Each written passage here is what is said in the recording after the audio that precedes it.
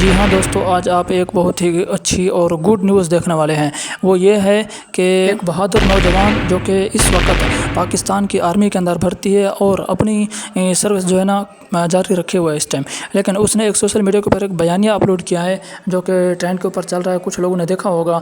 تو ابھی میں اس کے اوپر تھوڑا بات کرنے والا ہوں، ابھی آپ کو سناتا ہوں۔ بات یہ ہے کہ میرا جو دل کہہ رہا ہے وہ یہ کہہ رہا ہے کہ اس بیانیہ سے سکون صرف ان لوگوں کو مل سکتا ہے۔ آپ کو بتا دوں، جو مثال کے طور پر مولانا فضل الرحمان صاحب ہیں، یا ان کے چاہنے والی جماعت ہے، یا ان کے چاہنے والے لوگ ہیں، یا اس کے علاوہ پاکستان کے اندر محب وطن وہ لوگ جو مظلومین ہیں، مطلب کہ جن کے اوپر بڑے بڑے جنرلوں نے بڑے بڑے پہاڑوں کی طرح ظلم ڈھائے ہیں، ٹھیک ہے، تو ان لوگوں کو اس بیانیے سے سکون مل سکتا ہے۔ باقی میرے خیال میں کسی کو اس بیانیے سے سکون نہیں مل سکتا۔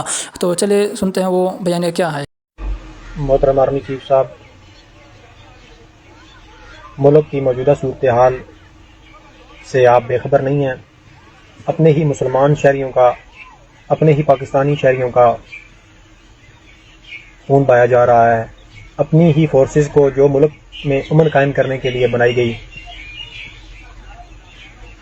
اپنی ہی فورسز کو اپنی عوام کے سامنے لا کر کھڑا کر دیا گیا ہے۔ جن کے ساتھ ظلم و ستم ہو رہا ہے وہ محب وطن ہے، سب سے بڑے محب وطن ہے۔ وطن کے ساتھ بھی محبت کرنے والی یہ جماعت ہے، اور اس جماعت سے عالم کفر بھی کانپتا ہے۔ اتنی مضبوط آواز اس جماعت کی ہے کہ عالم کفر بھی کانپتا ہے اس سے۔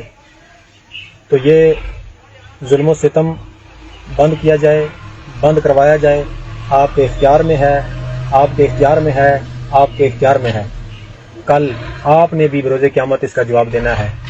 جتنی قتل و غارت، چادر و چار دیواری کا تقدس پامال کیا گیا ہے، جتنی حکومت ذمہ دار ہے، جتنا حکومت سے پوچھا جائے گا، حکومتی عہدیداروں سے پوچھا جائے گا، اتنا ہی کل قیامت والے دن آپ سے بھی اس کا جواب مانگا جائے گا، حساب لیا جائے گا۔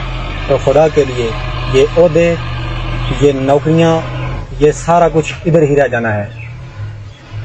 قیامت والے دن ہم ایک نبی کے امتی بن کر ہم نبی پاک کی بارگاہ میں، اللہ کی بارگاہ میں حاضر ہوں گے۔ تو اس دن کے لیے سوچیں۔ بہت شکریہ، مہربانی، السلام علیکم۔ محترم آرمی چیف صاحب، ملک کی موجودہ صورتحال سے آپ بے خبر نہیں ہیں۔ اپنے ہی مسلمان شہریوں کا، اپنے ہی پاکستانی شہریوں کا خون بہایا جا رہا ہے۔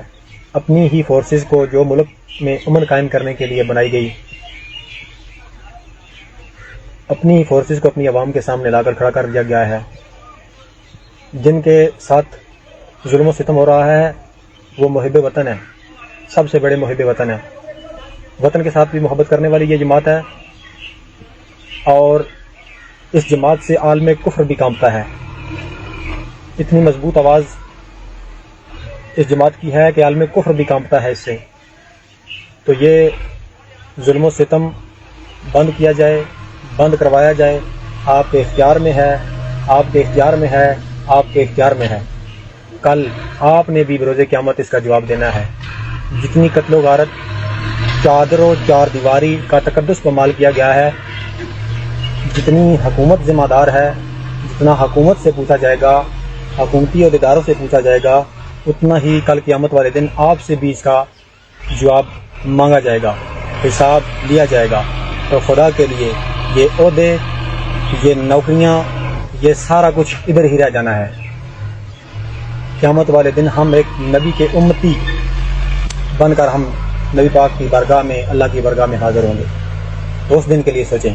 بہت شکریہ، مہربانی، السلام علیکم۔